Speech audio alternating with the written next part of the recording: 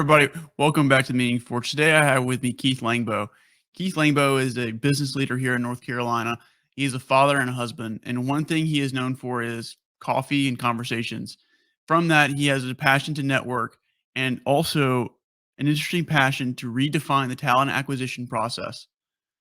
So overall, great person. Had a long conversation with him a few months ago in a little coffee bar, and I'm excited to have him on the podcast to discuss how he makes, embodies, and shares meaning in his life. So welcome to the Meaning Forge.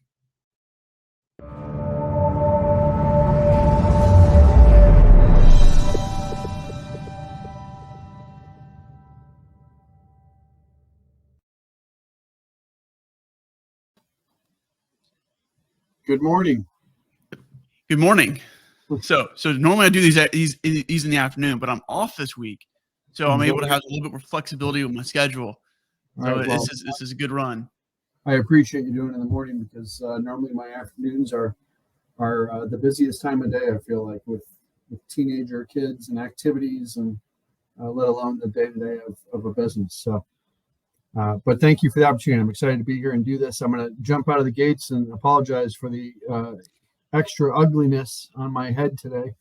I found out over the weekend that indeed our wood doors at our home are very solid. And if you run into it on the edge, it's guaranteed to crack your head open. So I, like an idiot, of course, cracked the head open. So I've got some glue and some sterile strips and whatever, but thankfully no stitches, and trying to minimize the scars. We were laughing though I had to go to the hospital, of course, to get it done, or the urgent care or whatever. I've now surpassed 500 stitches and staples in my head from over the years, from being a silly young kid, doing BMX, playing hockey, just dumb stuff. And so now it continues into my 40s, 50s that I continue to do dumb stuff and hit my head. So anyhow, yet another scar, hoping I don't go bald because it's going to look even worse. Okay. Well, now I think that it kind of leads perfectly into kind of, talking about where you're from and I mean, just a general overview first,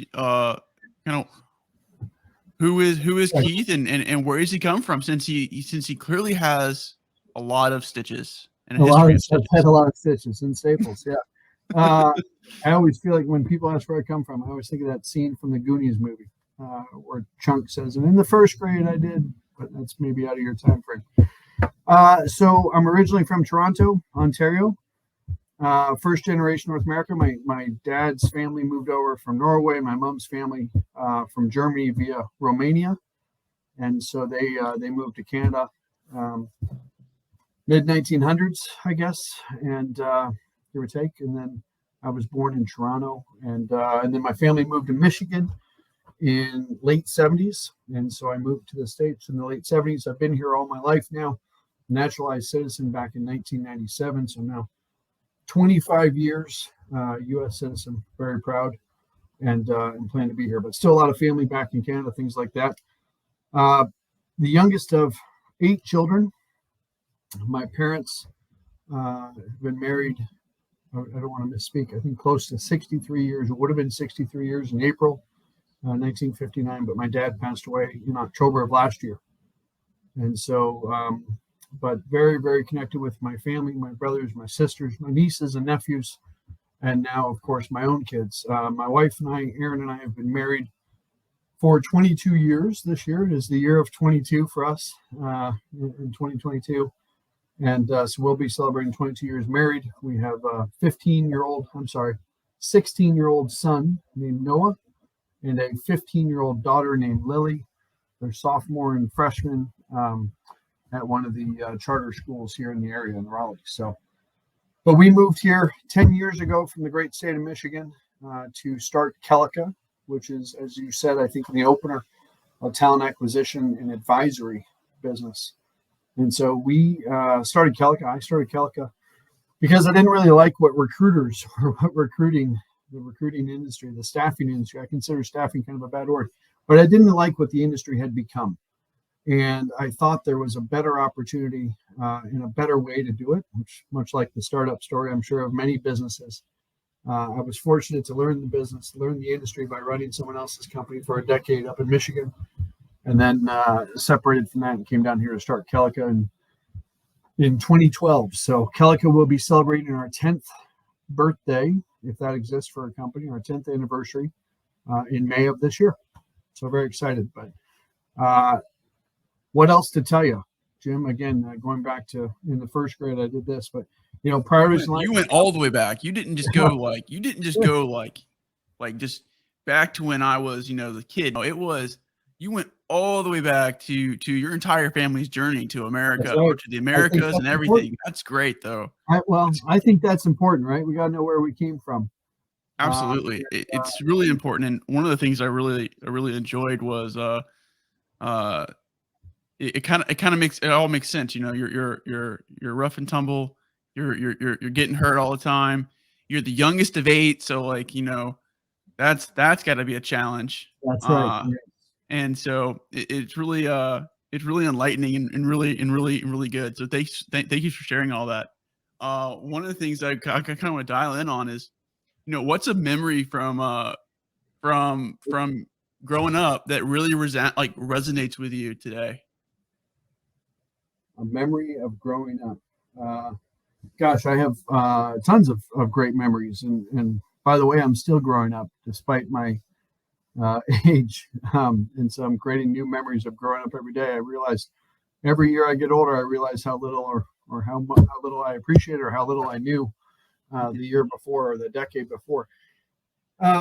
Memories of growing up. So our family was big into ice hockey. So we played a lot of hockey in the home where I was born in Toronto. We actually had a pond in the backyard. And so our family could go out there and play. And with 8 kids and 2 parents, we could play a full 5-on-5 if need be. I don't remember as much of that in Toronto because I was a little baby, although I was skating. I think we started to skate when we were about 2 years old.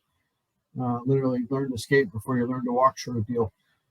But I do remember a lot of good times playing pond hockey with my brothers, my sisters. They could all skate. They were all great hockey players. At least my brothers that played. I don't think any of my sisters actually played hockey, but we're all great skaters.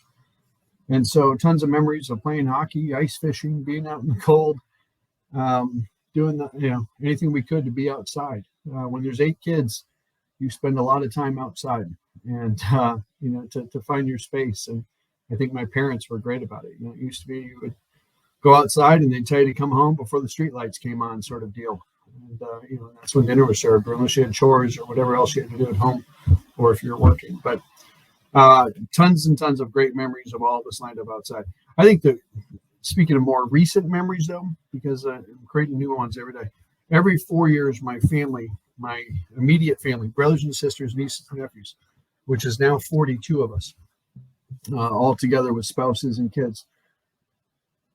Every 4 years, we try to get together someplace and we go somewhere. It's actually been a gift from my parents over the years. And it's absolutely incredible.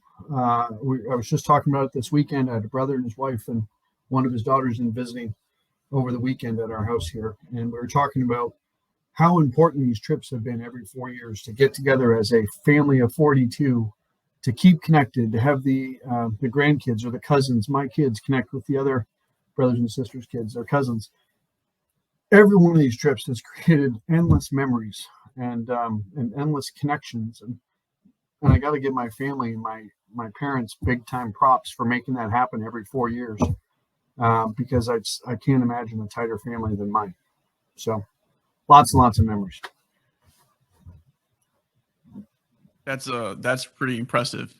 So like I knew the number we get pretty high, right? So like not 8 grandkids, but 8 kids. 60. You said 62 years of marriage. They were married. I'm probably going to misquote this, but I think it was April 30th, maybe May 30th, April 30th, 1959. Yeah, so 60 would have been 63 years in April. Okay. But my dad just passed 84 years old in October of last year. So my mom is doing great, low 80s, and she's traveling around and visiting all the kids and the family. She was at our house for Christmas, which was very nice, and visiting family. And she's got a large family on her side as well. So, sisters and so on. And so she spends a lot of time visiting family and doing all those great things. But sad to go through the first holidays without my dad. Yeah, I know the feeling. Tough stage of life for anyone that's going through the aging parent stage. I think I feel for them because it's a tough stage of life. That it is. That it is. Yeah. So on that note, kind of bring it back a little bit to the 60 years of marriage, 42 like blown out. Like that's a monumental event. Like that's like a small wedding in some regards. So It is. that's amazing. Yeah. And on the topic of your parents, what's maybe what's maybe a defining memory with you that really kind of still resonates with you? Maybe a lesson learned or a time where they coached you through a difficult time. Again, a lot of those. Trying to think of which ones I really want to share, especially if my kids see this someday.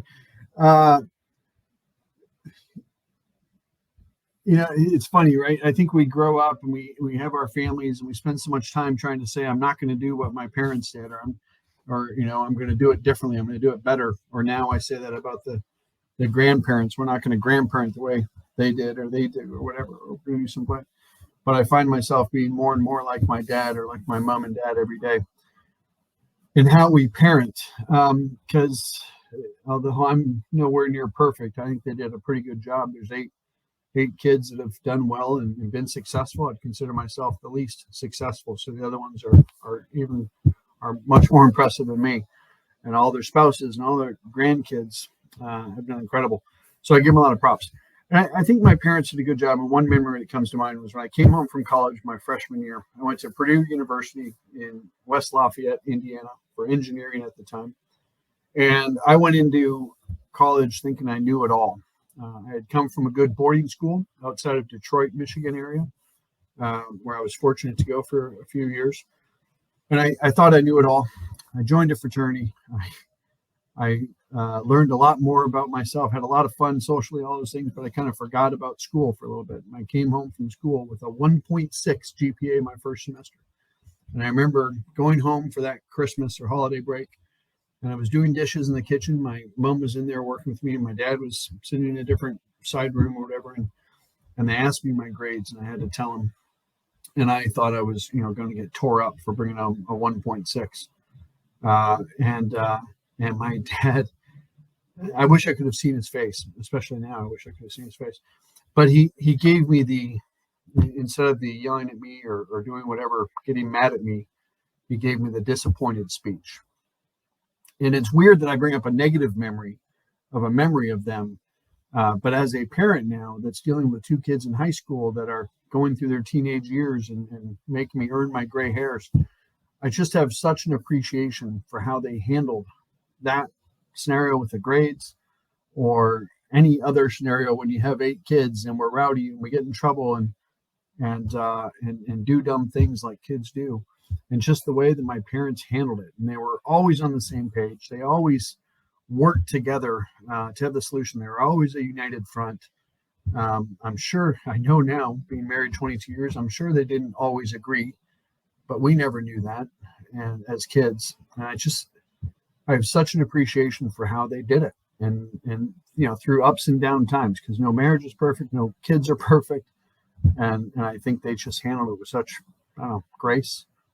But that disappointing speech always stands out to me. That's a kind of negative memory. There are 10,000 positive memories about times with my parents.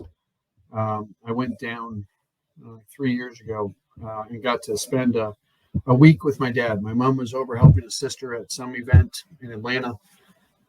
And so I went down and it was just my dad and I hadn't done that a whole lot, and certainly not in my 40s at the time.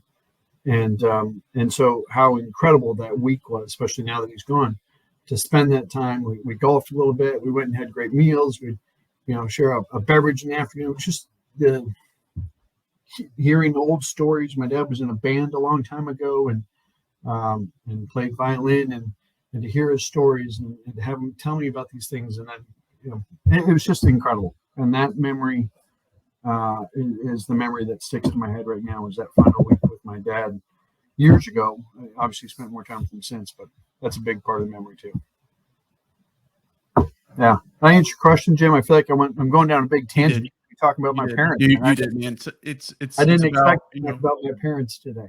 no, you're good. It's about what comes to mind, right? Yeah. And what at this moment in time is really like resonating with people, because I think I could do this interview or any of these interviews one year and then do it another interview 5 years from now, just recycle the same people, and I think I get something different. Because it I- kind of changes. It And that's sure okay does. though. It's okay. It sure does. Yep. And so Yeah. I appreciate you sharing that. And I guess now one of the things that I kind of want to jump to maybe is the more closer to home type of stuff, because you're a father, you have two kids, and a wife, and I guess what's been significant, being a family, being a father, a husband, and a family man. Hmm. And it doesn't have to be a memory; it can be a feeling, if that makes it easier too. Yeah. What's been significant every day? Yeah, I remember my elders, my brothers and sisters, my parents telling me um, that enjoy the times, enjoy the journey, sort of thing, because time goes fast. And I forget the saying, and maybe you know, Jim, but the days go slow, but the years go fast, or something to that point. And I feel like I blinked, and I went from having little cute, infant babies to annoying teenagers or good we have our moments right now. Again, they make us earn our gray stripes, but I think just an appreciation for the small moments is a big part right now. Uh, I mentioned earlier I was running a business up in Michigan, and it was early 2012, and I was looking at my calendar for that year, and we had multiple offices around the U.S.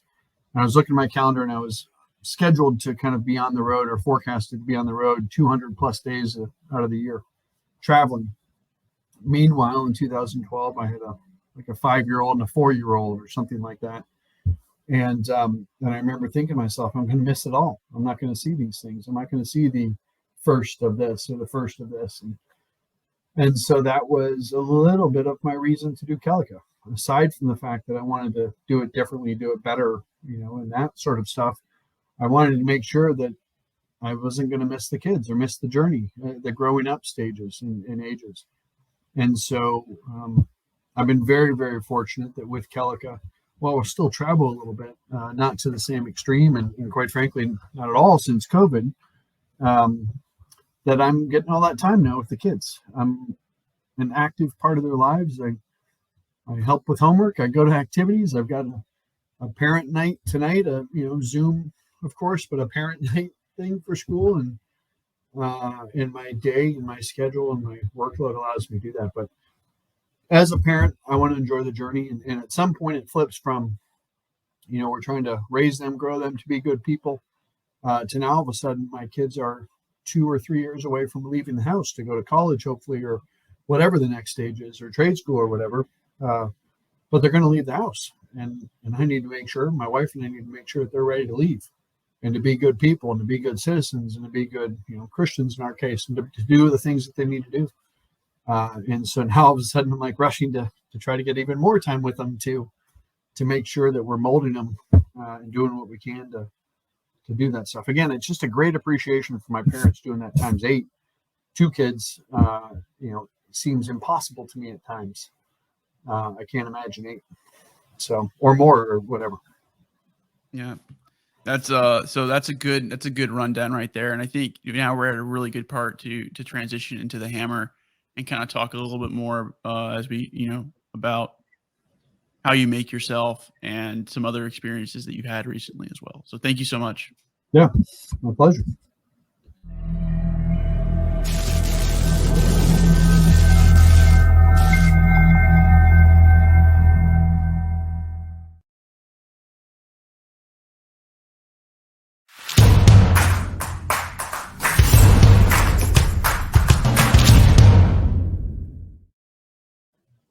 All right. So now we're into the symbology, right? And the reason why I kind of do it this way is because just like you went all the way back to the motherland, all the way back, I have to, at some level, we have to kind of build a good foundation, and we have a great foundation so far.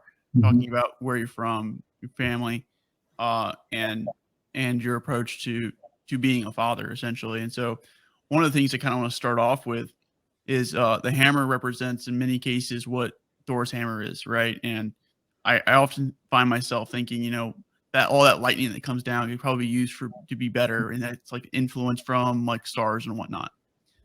So forgive me to be slightly poetic. So where I would like to go with this is the you come to North Carolina, you come to Raleigh, and you're looking. I would say you're looking for opportunities. If I'm not mistaken, if I remember our conversation at Sola, Hmm. could you explain a little bit more about? Because I think I heard your name before, well before, like when I first started networking to transition as the guy who had like 600 coffees in a year. Hmm. Would you mind explaining that a little bit and maybe a few lessons that you learned from that? Sure. Yeah, happy to. It's funny how that story has gotten around a little bit.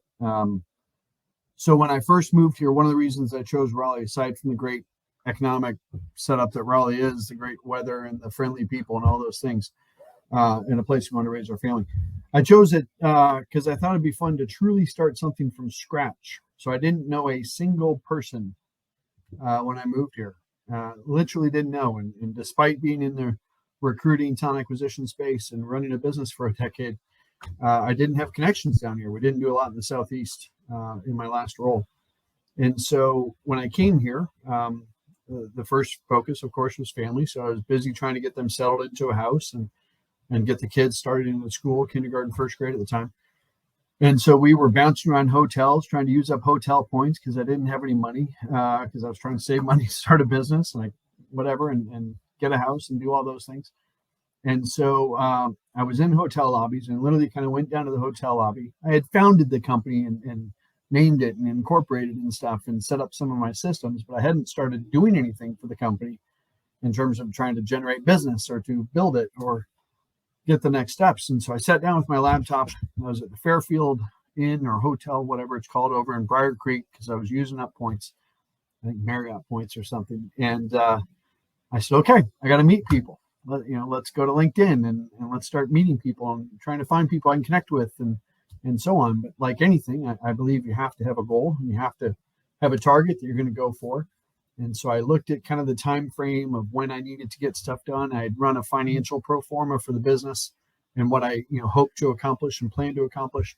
And in order to do that, I knew roughly I needed so many meetings to convert so many things into opportunities, to convert into business, to try to drive the business and so on and so forth.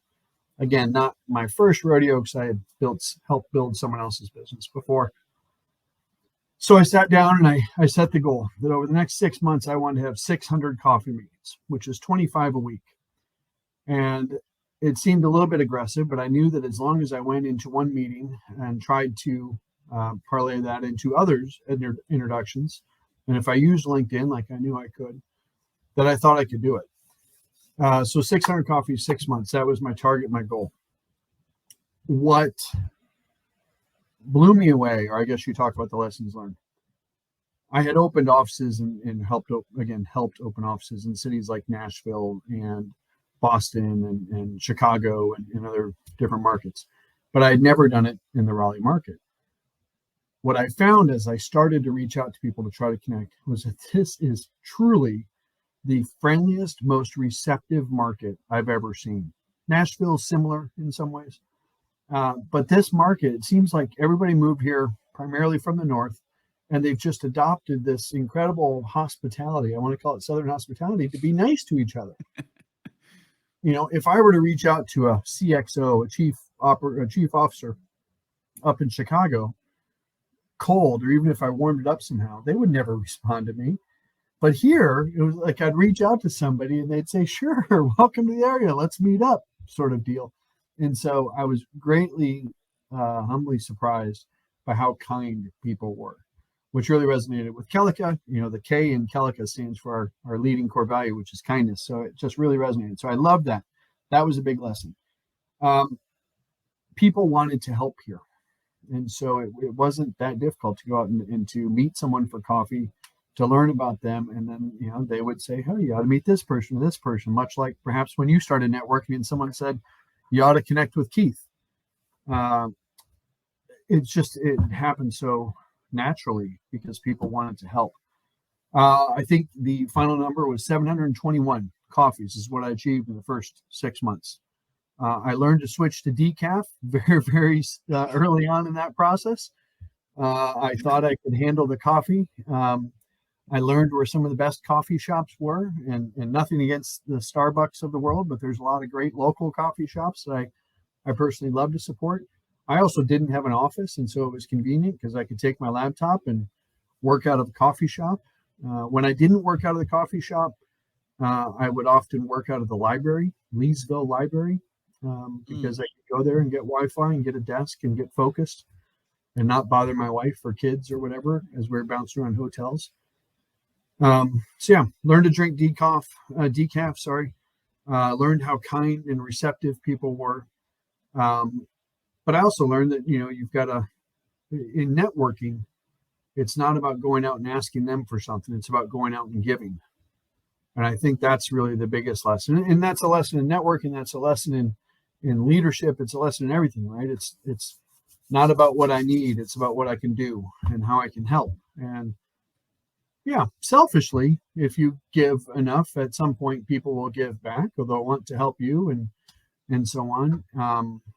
And so, it was just a great experience. It was a humbling experience, as I had no income and no business. But out of those 721 coffees, we were fortunate that a handful of those turned into eventual clients, or companies that we would work with, or candidates that we would work with. A lot of those turned into future hires, right? I can tie back, I think, 4 of my 5 first internal hires at Calica, key team members, some of which that are still with us, thankfully, 10 years later.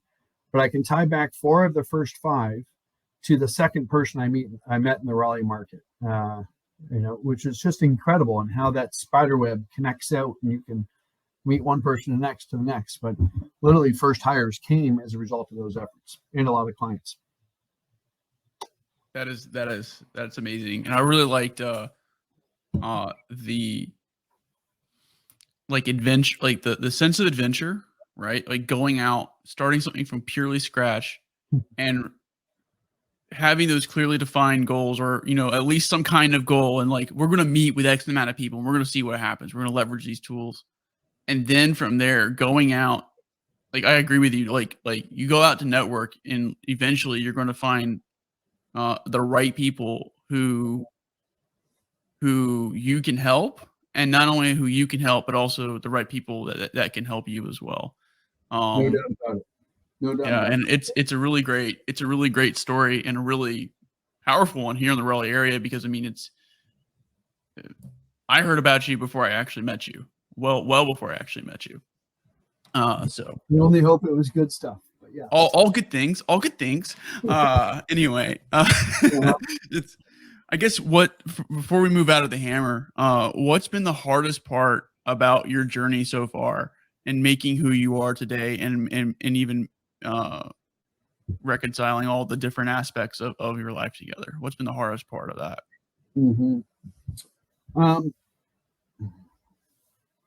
Gosh, there's a lot of hard things. And I feel like I want to talk about the solution first. A lot of hard things, but if you have the right people around you, and the right team, then we can overcome anything. But hard parts, saying no, knowing when to say no is always hard. I often talk about the first little bit of Calica, because I had been in the talent acquisition space for some time. I had a bit of a network and reputation around the U.S. And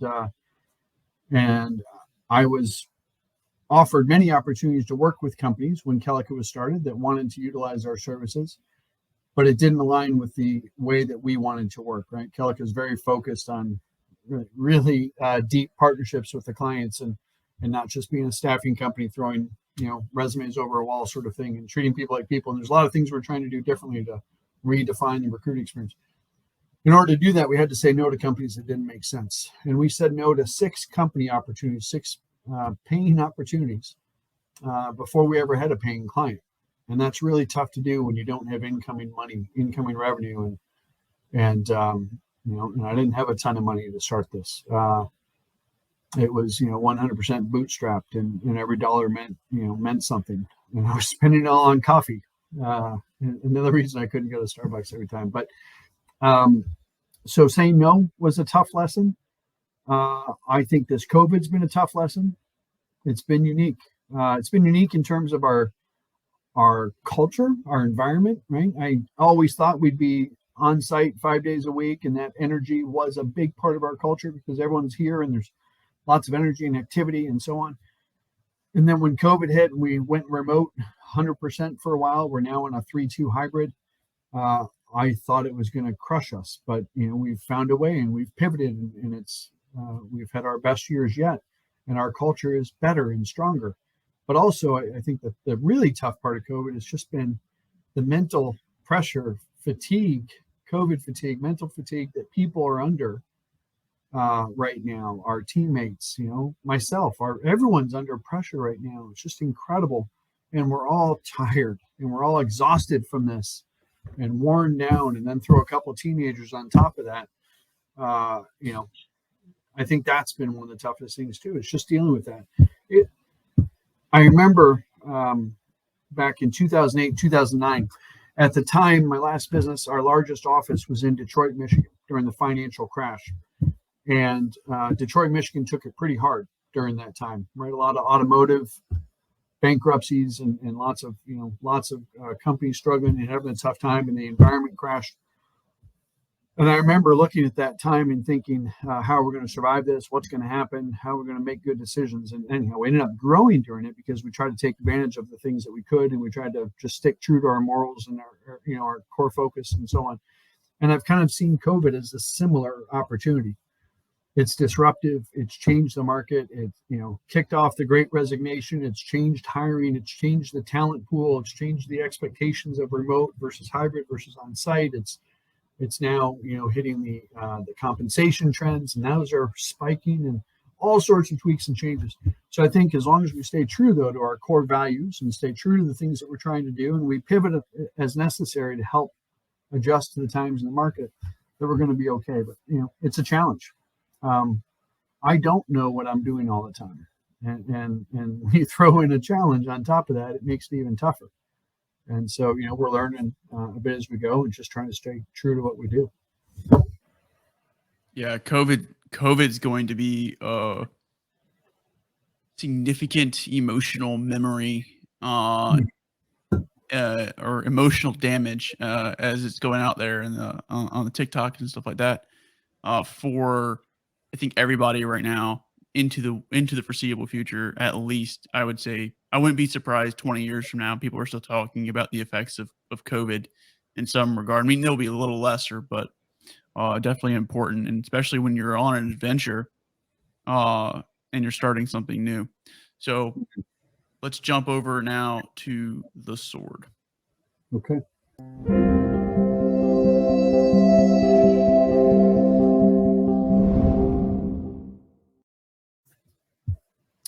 Okay, so the sword, I think you'll appreciate this. Where does this come from? Well, not just Andriel behind me, which is Aragorn's sword, the flame of the West. It's right there. Crossed. I even have my pin, my hammer, my sword, and my pin there. My little calligraphy pin. Very nice. Trying to get on brand, right? And it's kind of derived from from Christianity in a case where you kind of see the symbology of the sword over and over and over again, and it kind of dawned on me that it's like the spirit of fire, which is in the army, like the armor of God in Ephesians, and it's also how you use your words, right? More or less. So you have to be very careful how you use them. There's a lot of imagery and lots of symbolism there. And now that you've made, you're like, we're always learning, and we're always making ourselves, and we're always redefining ourselves, and we can have multiple swords in our life, right? And we can give away swords too. We'll talk about that later in networking. But when it comes to who you are now, how are you embodying your values? So what are the values that you have? How are you embodying them to be successful? Yeah. I think I know. There we go. Let's just go with it. Yeah. And for anyone that's watching this, these questions aren't shared ahead of time. This is all literally on the fly here. We're figuring this out, and so that's so if my answer stinks, then blame it on that. I didn't get to script it out. How am I embodying? So tons of ways. Well, I'm going to separate two things. I'm going to say I always start with my priorities in life: God, family, friends. That's where I start. Decisions are made that way. I'm not the best. I don't have the strongest faith or the best faith. I'm not the best Christian or anything like that. But I do recognize that someone else is in control. Family, my wife, my kids, my immediate family, my mom, dad, my mother-in-law, my father-in-law, and all my brothers and sisters and their kids. I'd do anything for them. And we talked earlier in the first section about memories. I can tell you a lot of memories about my family just being there for one another during the good and the bad times. And then friends. So Kelika, or work, which I think we're talking about here too, kind of bleeds into that friends and family section over time. Without question, the people I work with are friends, right? My dad always used to say, he would say, you got to be firm, fair, and friendly. And I loved it my whole life and how I treat relationships in the workplace and things: firm, fair, and friendly. I don't need to be best friends with everyone that I work with, but we're going to be friendly. We're going to be friends. And so Kelika and my team certainly blends into those priorities. But you asked about core values, and we are hardcore about our core values. So I don't know if I told you when we had coffee last time, Jim, but we implemented the Entrepreneurial Operating System, or EOS. Okay. It's covered in a book called Traction by the author Gino Wickman. And we implemented EOS back in January of 2014. And one of the core things about EOS, before we talk about how we deal with people or process or data or anything like that, is to, and the same thing, quite frankly, that Jim Collins talks about in Good to Great, and a lot of the business books reference about having the vision, set first. And the vision being where we're going, how we're going to get there, things like that. But the root of that vision are your core values and your core focus. And this is not just EOS. This is just general business, right? How do we do stuff? So how do we stay true to it? We focus on it. We intentionally put time, effort, blood, sweat, tears, whatever it is, into our core values. Kelika represents the name. I'm trying to highlight this. Hopefully the video takes, but it represents our core values: kindness, enthusiasm, learning, accountability, collaboration, and above and beyond. And they could not be further from a dusty picture on the wall. We talk about them every day. We celebrate them every day. Every 2 weeks in our team meeting, we've actually got one this afternoon. One employee will recognize another teammate for demonstrating the core values. So later this afternoon, someone will stand up and say, I want to recognize Sydney for the core value of enthusiasm, because in this scenario, she went through and did A, B, and C and really gave an enthusiastic experience and, tackled with right attitude and all these great things. Good job, Sydney. And then she'll get a Amazon gift card as another reward. So people in some ways kind of get compensated for demonstrating our core values and for living them out. But we talk about them in every step. We often say in our training, and we've got a class of 5 new people starting Kelika on March 9th. And so I've been thinking about this, but we talk in our training about every action we take. We got to think through: is it kind? Is it following the platinum rule, treating people the way they want to be treated? Is it just kind out of the gates? Are we doing it out of kindness? Are we doing what's right? Are we doing it with some enthusiasm and trying to create an enthusiastic experience? And are we learning? Are they learning? Is there an opportunity to grow and develop and so on for this? And so we go through each one of those core values almost in every decision that we make, in every interaction that we have. I feel like my voice has jumped up on this. Maybe it's the coffee's finally hitting, but I also think that this is just this crazy cool opportunity to keep your culture sharp. And it's not rocket science. And so I'll borrow your sword there, right? This is the chance to keep it sharp. If you just stay true to those core values and you make it more than a picture that you celebrate once a year at the annual meeting sort of thing, or the dusty picture on the wall, like a mission statement. Core focus, same thing. Our core focus is to redefine the recruiting experience, goes back to the fact that I don't like recruiters. And I think that people in companies, candidates and companies deserve a better experience. And it's not tough to give them a better experience. Recruiters stink at communicating. They stink at managing expectations. And I'm sorry for all the good recruiters, because there are obviously some good recruiters out there. Mm-hmm. I'm not talking about the good ones. I'm talking about the general industry. It's become this commoditized body shop where people have all of a sudden become products. And all we really need to do is just over communicate and treat them right and treat them with kindness and use the platinum or golden rule, whatever you believe in. And I think that, again, because we're laser focused on our core values and our core focus, it's kind of easy to do it. Tough to keep it going, as you grow and you get busier and busier. And it's one thing when you have 20 employees, and it's a whole other thing when you've got 1,000 employees, in terms of how you do that and how you communicate. But I think we got to stay true to that. I would, having helped grow my last business pretty considerably, I would keep Calica small just to make sure we stay true to those core values and that core focus. I don't need a $1 billion business. I'm sure it'd be fun, but I think it would be tough, quite frankly, to do what we're doing as a $1 billion business. I think it would be tough to be as true to our values, and we could be worth $1 billion, but I think we need to be stay focused on that. I think it gets tougher and tougher the more you expand, the more you grow. That answer the question? Yes, it does. Yes, it does. Yes, it does. I think it went exactly, and also not only did that, but you lit up during it, and I really like that. That right there is what I love. I love talking about culture. I love talking about those things. That's my number one job, is to make sure our team is supported and they have a good culture to be successful and to be happy. So yeah. I love it. Well, so real quick here, would you mind going over the values, the Calica breakdown one more time?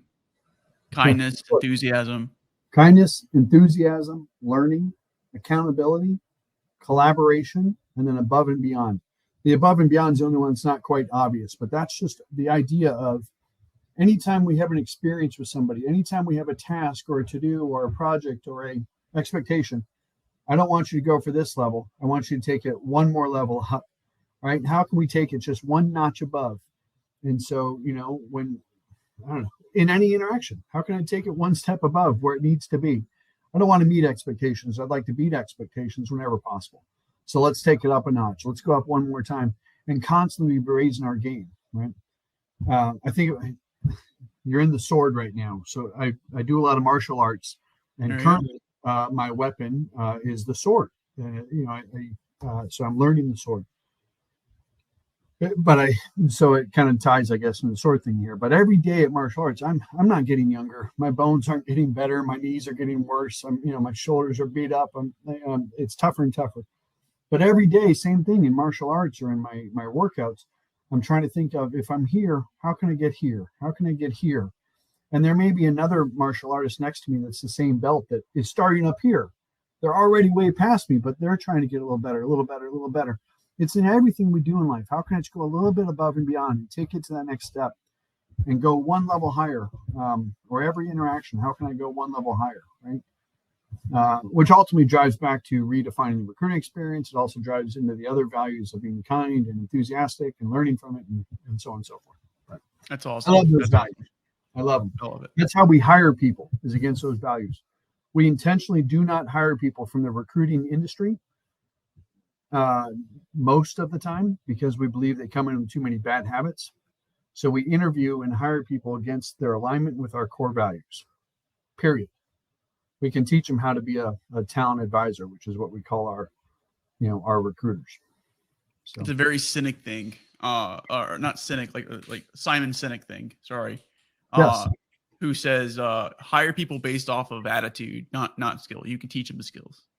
That's exactly right. It's exactly right. And especially when I think a lot of companies hire off of the skills of what they need today, not what they need tomorrow. Even more of the focus that we need to be hiring on attitude, so that they can get us to where we need to go. Agree. Not where we are. Agree. So this was great. And so we'll go now into probably one of the shorter sections, but it's also a doozy, into the pen.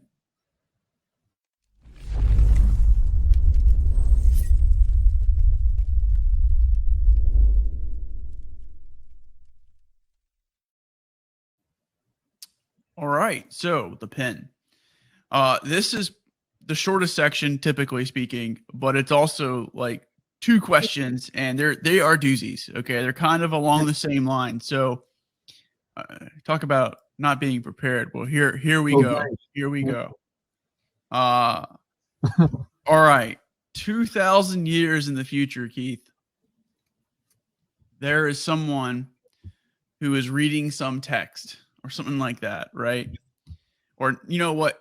No text, just oral. All oral traditions now.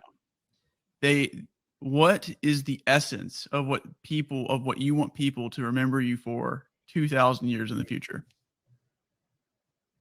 Hmm.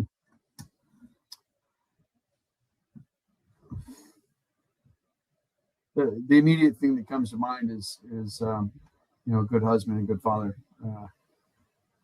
I whatever I may do in my professional life, whatever successes we may have, it all comes back to the family. And I almost shared this earlier in your earlier section when you asked a memory of parents, but I remember my dad was being interviewed for his job, and I was watching it being interviewed, and they asked him a similar question, not 2,000 years in the future, but a similar of all these great things you've done in your life and in your career, what is your greatest success? And my dad's response to that was, nothing that I've done really matters, but it's the successes of my children that are my greatest successes. And so in 2,000 years, I hope they're not talking about me. I hope they're talking about my kids and their kids and my 42 plus family expanded and all the things that they're accomplishing. And if I've done a good job of that, and my kids Noah and Lily and hopefully their kids or whatever are doing good things, then that's what I want to be remembered for. That is very wise in many ways, in more ways than one. It's a great question. I like to ask. I like to go that far out because that's when people like it's like really like what's the essence here. And the other question is kind of along the same lines, right? Okay. 2,000 years in the future, they're doing an archaeological dig on your house. Probably longer, go longer, doesn't matter. They come to a room or something like that in your house, and they're going to find one item and one item only. What is that one item and why?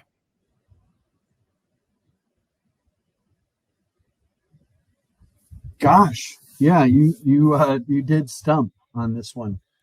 I'm looking around my room right now, thinking, what do I have in here that I would care about?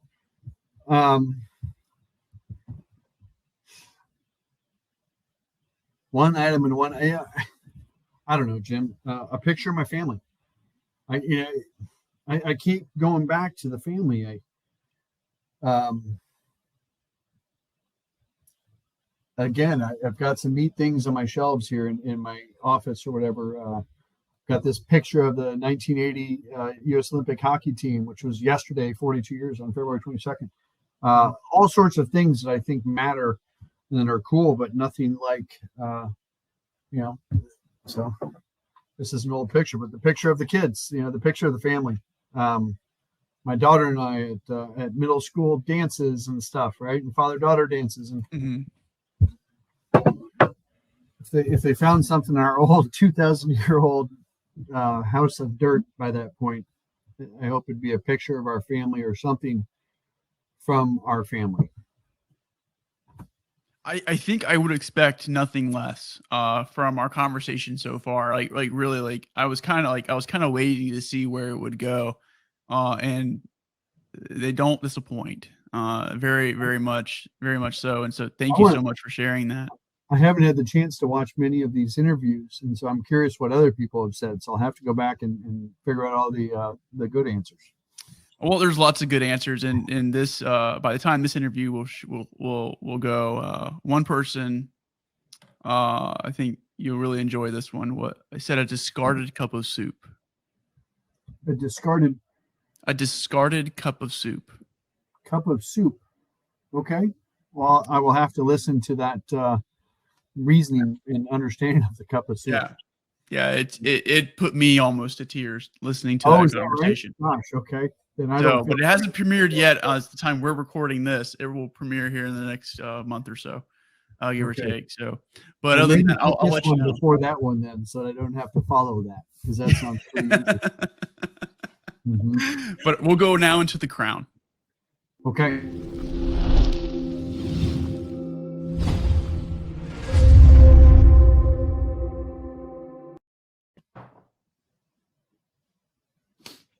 Nope, I didn't. I spilled coffee on my leg, but we're Uh-oh. okay. And it's a dark kind of coffee too. So anyway, okay. So The Crown. This is essentially. I think you kind of alluded to it earlier, right? You're earning your stripes of gray. I call it the crown. Mhm. It's a sign of wisdom, of also of disciplining yourself and Mhm. leading others, right? So leading yourself and others is kind of how I like to frame it. And it's a massive burden of responsibility, which I don't think you and I need to really get into a whole lot because I think we both understand that. Um, and but well, it's not but it's and I do want to look at very quickly, I guess, what is your what's been the hardest part about creating and you alluded to it earlier, creating a culture. Like that is like almost like your priority within Celica, creating this culture and then disciplining yourself to that culture. What is the hardest part of that? Uh, I think again, not to keep going back to like a Collins reference or something, but the shiny object in the room, avoiding the shiny objects in the room, the shiny opportunities, those sorts of things. That's been tricky for us to stay true to the types of companies we want to work with, the type of experience we want to give to candidates. We have to be very selective. We could be, I say this with a lot of confidence because, again, I've been here before, but we could be 10 times bigger than we are right now, financially speaking, revenue speaking, and we've done pretty well, but we could be bigger if we had said yes to a couple of things. But it would have taken us off the path that we wanted to have. It would have taken us out of the environment that we wanted us to have, the culture, the way that we treat each other, right? You often hear culture being defined as the way that things get done. And so it's a mix of our physical environment, it's the mix of our management, our communication style, all those sorts of things. And had we said yes to some of those shiny objects, some of those early opportunities that would have grown the business, they would have hurt our culture and they would have made it more difficult to do things the way that we do things. That's been challenging. I think I often talk about culture carriers and culture killers. The people that are promoting it and champions of it, and the people, despite their perhaps success, that can kill a culture. And making those decisions, ideally hiring great how it starts, but I mean, I hire people for a living, and I'm still not perfect at it. But making those decisions and moves quickly when you have a culture carrier, how to promote that versus a culture killer, and how to rid the company of that. But it's really, really critical to do those things and avoid the shiny objects to keep it all true, because it can so easily fall apart. A big part of our culture in the way that we talk about leadership, and we're big fans of servant leadership, and that I'm not here for them to follow me, but rather I'm here to support them in a way, quite frankly, as I follow them. I have to make sure they have the right direction and the right vision, and so on. I'm going in the right way. But ultimately, I stand behind my team, not in front of them. And I think it's easy to lose track of that at times. And so, when we have an issue or when something goes wrong, because inevitably things go wrong, or we we make a mistake or whatever it is in business or in life, we talk a lot about looking in the mirror first. Looking in the mirror to see should we have done differently? How could I have handled this differently? Did I communicate correctly? Did I follow up correctly? Did I support correctly? All of those things before I ever go, try to confront a situation. I try to look in the mirror first. And there's a great poem. I forget. I think the author was unknown or something, but "The Man in the Mirror." It's a great poem at some point. That, or I think about this was given to me as a gift. I'm pulling stuff off my shelves. The Prayer of St. Francis, which was given to me some time ago, which is another great one. Similar to those ideas of looking in the mirror first and taking ownership for the good and the bad that we do. Take the blame, give the credit. All those sorts of things are key to our culture that I need to stay true to if I want the rest of the team to stay true to. Yeah, that's a good rundown, I think, in a lot of ways. And there's a lot of common themes between different types of organizations. And what I think makes Calica and your experience unique is, and let me know if I'm off here, is like you're so like laser focused on this vision. And then based off of this conversation and right now, like you're filtering everything through your value stream, like not your value streams, Yes. but your Well said. values. And if it doesn't fit that, it's a gilded, what is it? A gilded opportunity or something like that. It was a book I read a long time ago called "Isn't It Obvious?" It's in the Gold Rat Theory of Constraint series, and one of there was an old guy, right? Of course, like he's like the old CEO, and he's talking to his purchasing manager, and he's like, some of these like really like great opportunities that come around, which they come around all the time, are nothing more than gilded traps. Yeah. And if you're not careful, you can find yourself in a trap, and then you're screwed. So I appreciate you sharing with that. And then in the Crown, right? So we talked about your organization. What's been the hardest thing what's been the hardest habit for you personally to overcome, and how did you overcome it? The hardest habit to overcome. I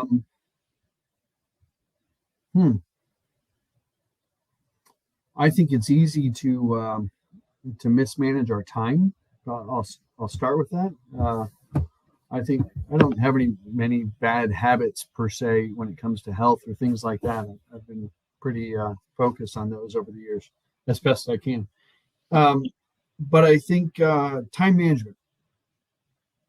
We're only going to get 24 hours in a day, period. And so it's all about how we use it. And we talk a lot about working smart and then knowing when to work hard on top of that. There are times here in our business, I'm sure in most businesses, that you have to do a bit of both.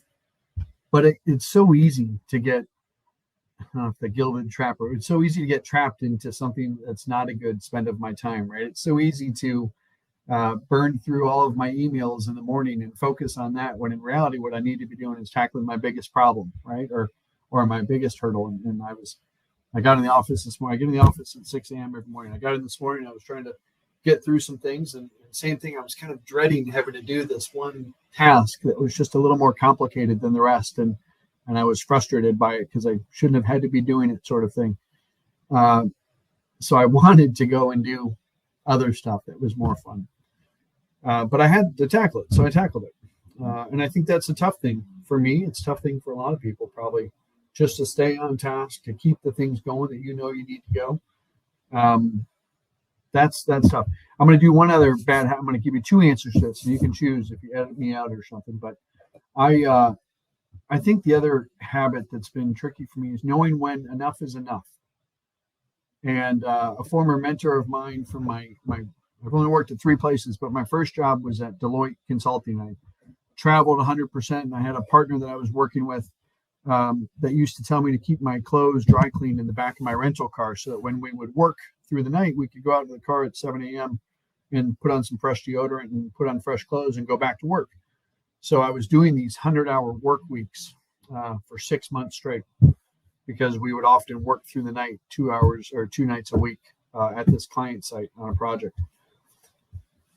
Little did I know that eventually that partner, sadly, kind of lost his life a little bit. He lost his marriage, he lost his connection to his kids, all those sorts of things. But it's been a huge life lesson for me that I know, well, there's always going to be more work to do. There's always that one more thing I can do.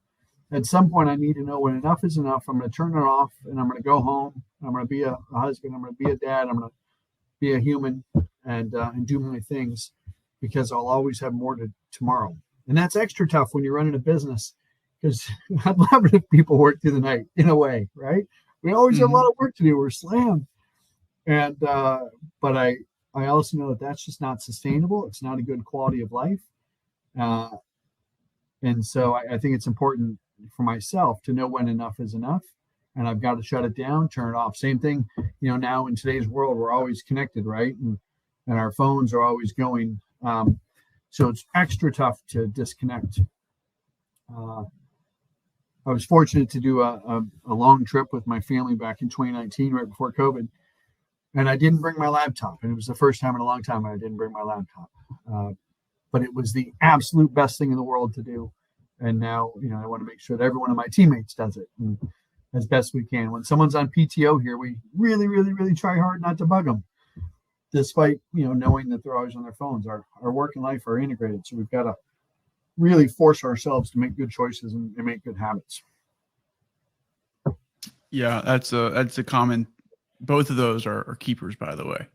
So thank you for sharing those things, and we'll go ahead and move now into summary, Okay. and we'll kind of start concluding the interview. Thank you so much.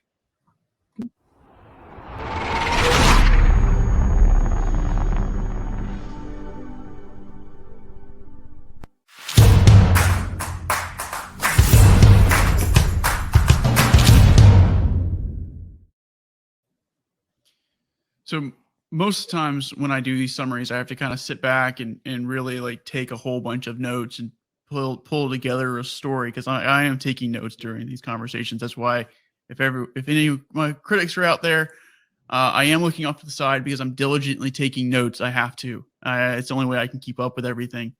And I'm a one-man show. So, well, I'm glad the intro was spot on. And from our conversation, God, family, friends. Mm-hmm. And with that, there's I think there's a deep sense of adventure there, because like you went out and you started something from scratch, and that's important. Adding value, connecting with people, and to generate what that kind of looks like. And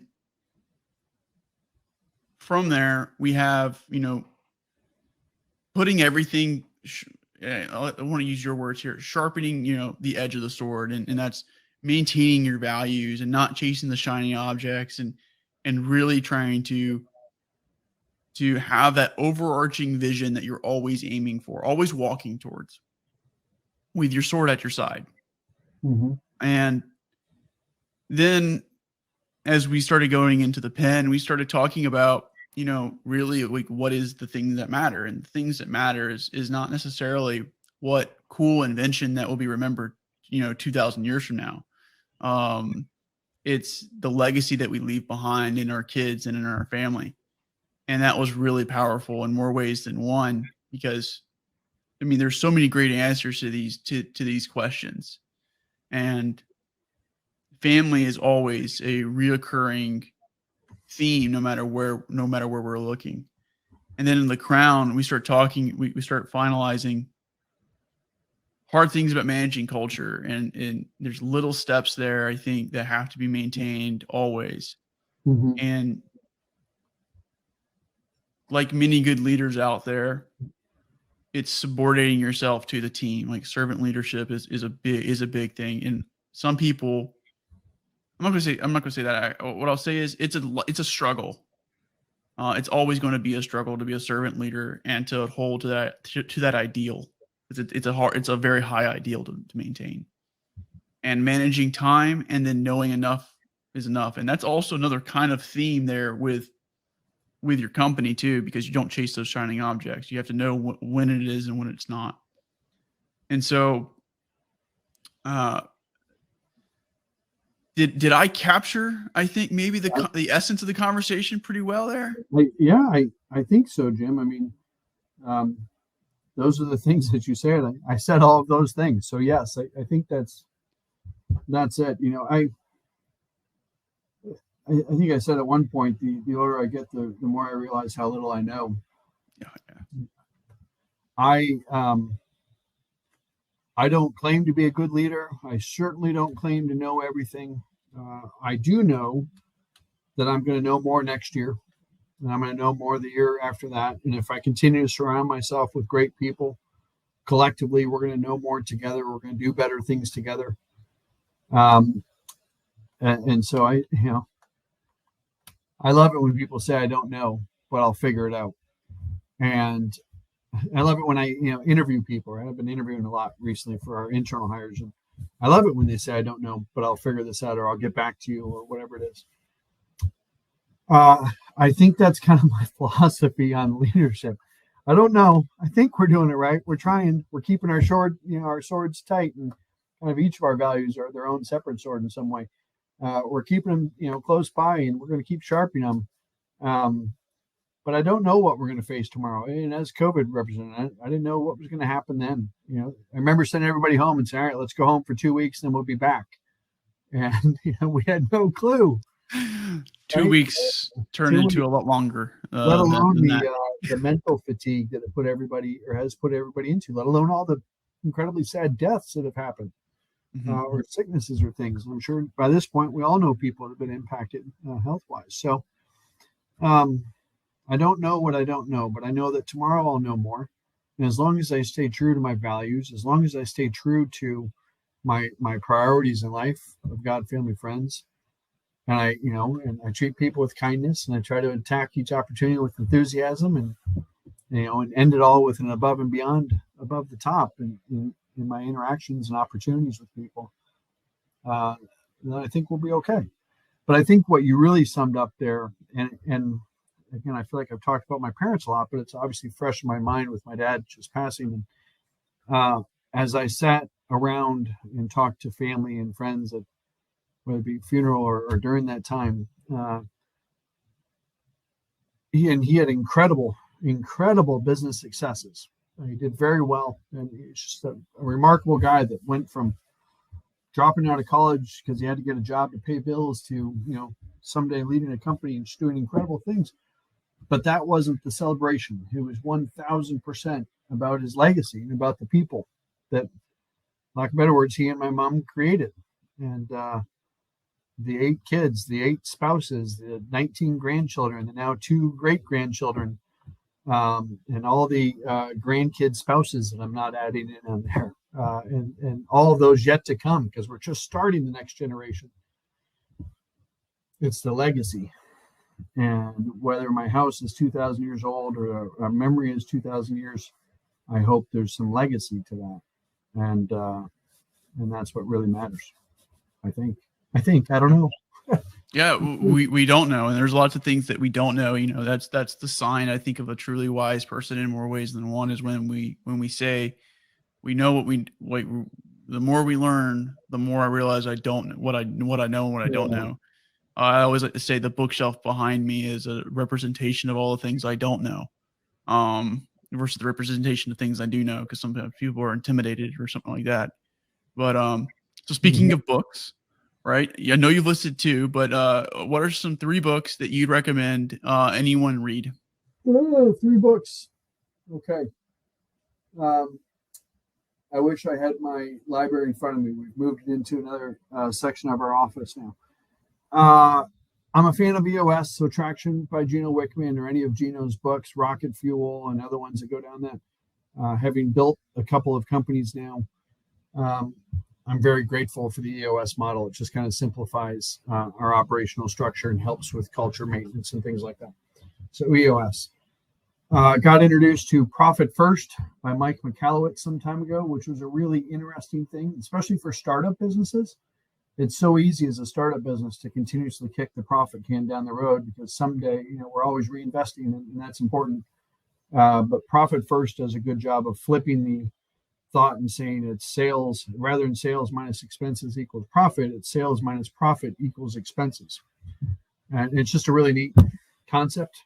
We implemented that back in 2018. It kind of forced us to look at our business a different way.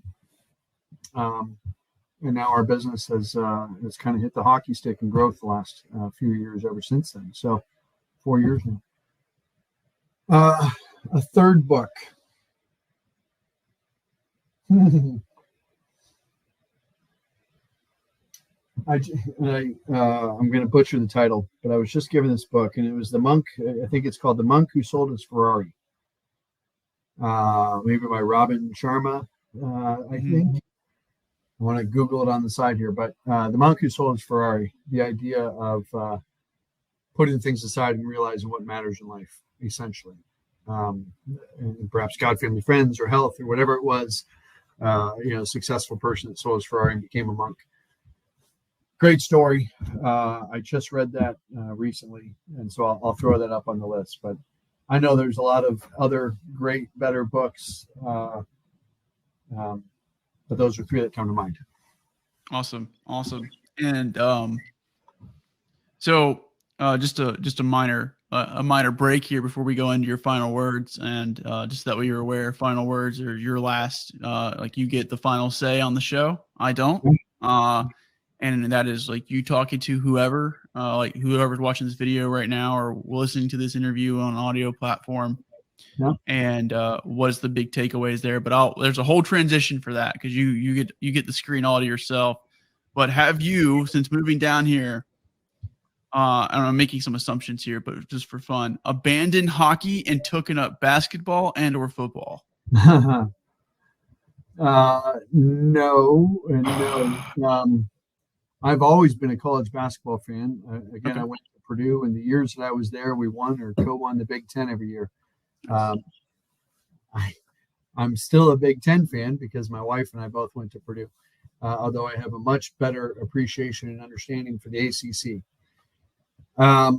Sorry to say, but I wouldn't necessarily consider ACC that big into football. At least our local. No, God, no. ACC is not a football. ACC is really a basketball tournament. Like that is the basketball So mecca. Great appreciation for the basketball, but where I came from in Michigan, I was surrounded by University of Michigan, Michigan State, and Notre Dame, and so I think their football was a different caliber, perhaps. Nice. Nothing against ACC.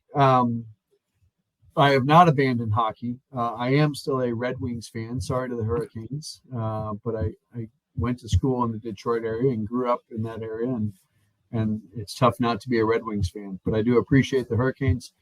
I very much still appreciate the old man beer league hockey. This area, the Triangle, is great for hockey. Again, I think we have a lot of folks that moved down here from the north, and so it's kept it going. Plus the Hurricanes, and you throw a cup in there, and everyone's all of a sudden diehard. So. Yep. The hockey around here is pretty good. The only thing that's not good is that my knees and shoulders and back and everything else are getting older and tougher. I've not abandoned hockey. No, that's fair. Anyway, I appreciate that. You got to have at least a few jokey questions, just for fun.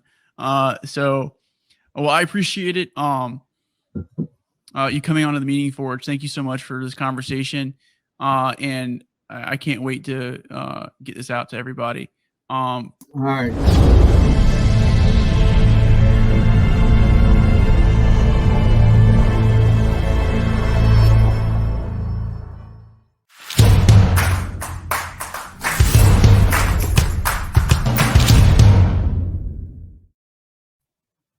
The final words. Don't walk into a door and cut your head open, because that is not. It's not a good thing to do. Jim, I appreciate what you're doing here. I think that the sections, the focus throughout is just a nice way to look at it. And if anything, it's given me a little bit of perspective as to what matters to me. I've always known that I'm culture first and focused on doing the right thing and leading with our core values, which I'm a big fan of. But I think the kind of big lesson for me is just the importance of our legacy, and not just about when we someday pass on or what we leave 2,000 years down the road, but rather the legacy we create and we do every day in our business interactions, in leading employees or our team, in the way we try to raise our children, the way we interact with our school, the way we treat people out on the street, all those sorts of things, and making sure that we do it with kindness and that we do it in such a way that we can be proud of the legacy, and holding true to your character and holding true to your integrity and all the good things that come out, because that's what's going to be remembered. And so thank you for the opportunity, Jim. Very much appreciated. And I hope everyone else enjoyed the show.